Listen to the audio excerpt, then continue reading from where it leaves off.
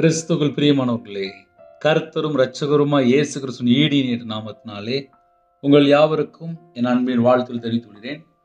தேவனர்லி அப்பம் prayer ministry channel மூலியமாக உங்களோடு சந்திப்பதில் மிகுந்த மகிழ்ச்சியடைகிறேன். தினம்தோறும் புதிய நாளுக்காக பரிசுத்த வேதாந்தத்திலிருந்து ஒரு வாக்குத்தத்தங்களை தேவனுடைய நாம மகிமைக்கென்று நாம் தியானித்து புதிய நாளுக்காக நாம் ஜெபிக்கிறோம். இந்த நாளிலும் தேவன் நமக்கு தருகிற வார்த்தை 3 யோவான் 11ஆம் வசனத்திலே, பிரியமானவனே, நீ தீமையானதை பின்பற்றாமல் நன்மையானதை பின்பற்று. நன்மை செய்கிறவன் தேவனால் உண்டாயிருக்கிறான், தீமை செய்கிறவன் தேவனை காணவில்லை. ஹல்லேலூயா. கிறிஸ்துவுக்குள் பிரியமானவர்களே, ஒரு குடும்பம் நன்மை செய்யும் போது தேவனை பார்க்க முடியும். தீமை செய்கிறவன் தேவனை காணவில்லை என்று எழுதப்பட்டிருக்கு. பிரியமானவனே, நீ தீமையானதை பின்பற்றாமல் நன்மையானதை பின்பற்று.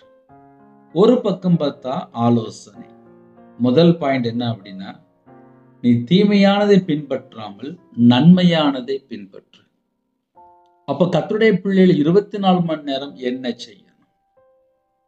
இப்ப நம்ம நார்மலா பேசுவோமே, 24 மணி நேரம் வாழ்க்கையிலே நன்மை செய்கிற குடும்பமும் இருக்கு, தீமை செய்கிற குடும்பமும் இருக்கு. தீமை செய்கிறவன் பிசாசினால் உண்டாயிருக்கிறான், நன்மை செய்கிறவன் தேவனால் உண்டாயிருக்கிறான். ஒரு மனுஷன் நன்மை செய்யும் போது நமக்குள்ளே தேவன் இருக்கிறார். தீமை செய்யும் போது அந்த இடத்துல பிசாசு உள்ள என்றார். கர்த்தருடைய பிள்ளைகள் ஆவிக்குரிய வாழ்க்கையில வளரணும், பூமிக்குரிய ஆசீர்வாதம் பெற்றுக்கொள்ளணும், ஆவிக்குரிய ஆசீர்வாதம் பெற்றுக்கொள்ளணும், இந்த பூமியிலே தீர்காயுசோடு வாழணும், தேவனுக்காக வாழணும் அப்படின்னு சொல்லி நம்ம எல்லாரும் யோசிப்போம், ஆசைப்படுவோம். 24 மணி நேரம் வாழ்க்கையில் தீமை தொடர்கிறதா? சரி, இந்த தீமை அப்படின்னா என்ன அப்படின்னா, கர்த்தரை விட்டு வழி விளையாச்சினாலே நம்ம தீமைக்குள்ள ஆட்டோமேட்டிக்கா சிக்கிக்கொள்ளும். அதையும் ஏன் சேர்த்து சொல்ல வேண்டியிருக்கு அப்படின்னா, சில குடும்பத்திலே காலையில வாக்குத்தத்தம் கேட்பாங்க, ஆனால் கர்த்தருடைய வார்த்தை விட்டு விலகி வாழ்ந்துட்டு இருப்பாங்க. கேட்டா, பிரதர் நான் காலையில ஜெபம் பண்ணிட்டேன் அப்படிம்பாங்க.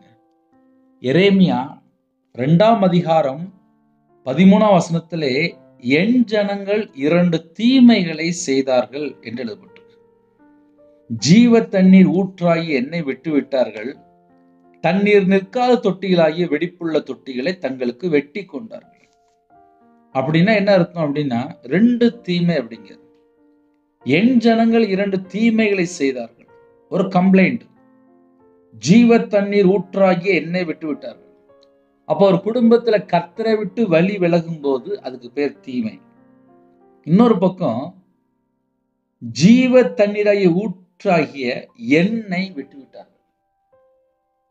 நம்ம வாழ்க்கையிலே நம்ம ஜீவனுக்கு என்ன வேணுமோ அந்த ஆகாரம் எல்லாம் அவர் தான் தந்துட்டு இருக்காரு.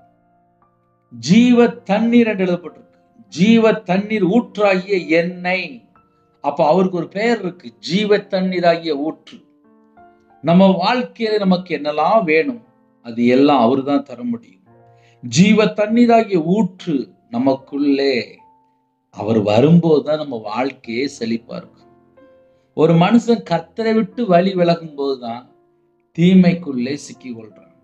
என் ஜனங்கள் 2 தீமைகளை செய்தார்கள், ஜீவ தண்ணீராகி ஊற்றாகி என்னை விட்டு விட்டார்கள், தண்ணீர் நிற்காத தொட்டிகளாகிய வெடிப்புள்ள தொட்டிகளை தங்களுக்கு வெட்டி கொண்டார்கள். அப்ப 2 விதமான கருத்து என்ன அப்படின்னா, கர்த்தரை விட்டு வழி விலகும் போது ஆசீர்வாதமும் இருக்காது.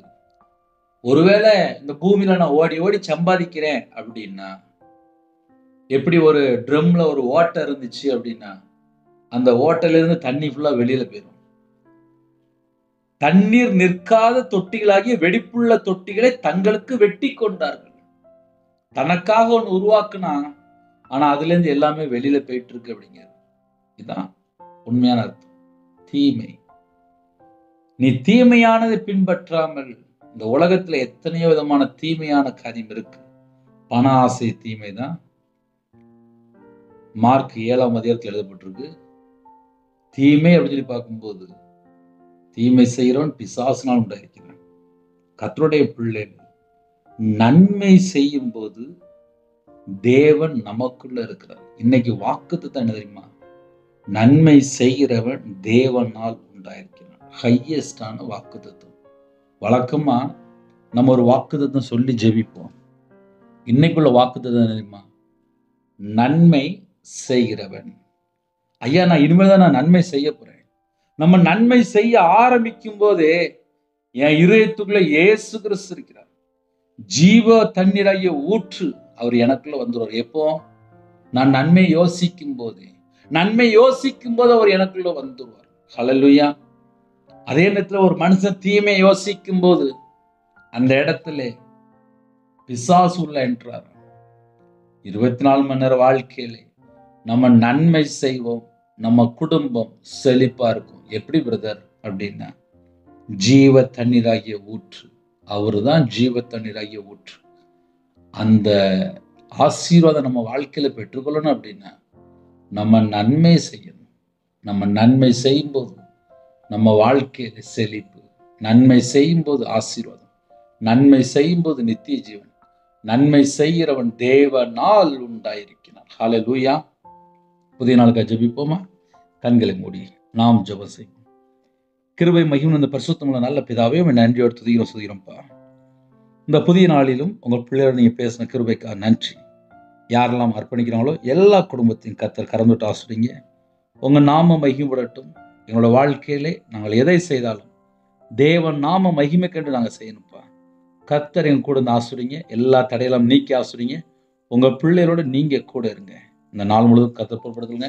பிதா குமாரன் பரிசுத்த நாமத்துல முத்திரை போட்டு உங்களுடைய கிருபையால் நிரப்பி ஆசிரியங்க. எல்லா குடும்பமும் இயேசு கிறிஸ்து ரத்தத்தினால, இயேசு கிறிஸ்து நாமத்தினால பரிபூர்ணமா ஆசீர்வதிக்கப்படும் ராஜா. இந்த நாளை கர்த்தர் பொறுப்படுத்துங்க. ஒவ்வொரு குடும்பமும் விசேஷமாக எல்லா தேவைகளும் கர்த்தர் கூட சந்திக்கணும். அவங்களோட கையின் கீழே ஆசிரியங்க. அவங்களோட சிரசு மேலே ஆசீர்வாதத்தை வைங்க. சிறுபிள்ளை முதல் கொண்டு முதியோர்கள் எல்லா குடும்பத்தை ஆசிரியங்க. கிறிஸ்துவுக்குள் ஆவிக்குரிய உணர்வு சகல விதமான ஆசிரியங்களாலும் உங்க பிள்ளைகளை நிரப்பி ஆசிரியங்க. எல்லா குடும்பம் பாத்திரம் நிரம்பி விடட்டும். கர்த்தர் கூட உங்க நாம மட்டும் விடட்டும். விசேஷமாக இந்த நாளிலும் உங்க பிள்ளைகள் வெளியில புறப்பட்டு நீங்க புறப்பட்டு போங்கப்பா. உங்க பிள்ளைகளை பாதுகாத்துங்க. உங்க நாம மேம்படட்டும். நன்மை செய்கிறவன் தேவனால் உண்டாயிருக்கிறான். ஒவ்வொரு குடும்பமும் நன்மை செய்து ஆசீர்வாதங்களை பெற்றுக்கொள்ளட்டும். கர்த்தர் பொறுப்படுத்துங்க. இயேசு கிறிஸ்து பிதாவே, ஆமென். தேவனுக்கே மகிமையுண்டாதாக. கர்த்தர் தாமே உங்களை உங்கள் குடும்பத்தையும் சகல காரியத்திலும் சம்பூர்ணமாக திருப்தியாக கர்த்தர் கூட ஆசீர்வதிப்பாராக. ஆமென்.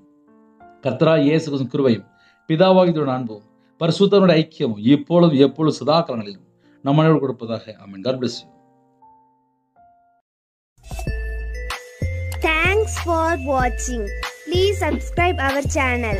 Click the like and share. Click the bell. God bless you.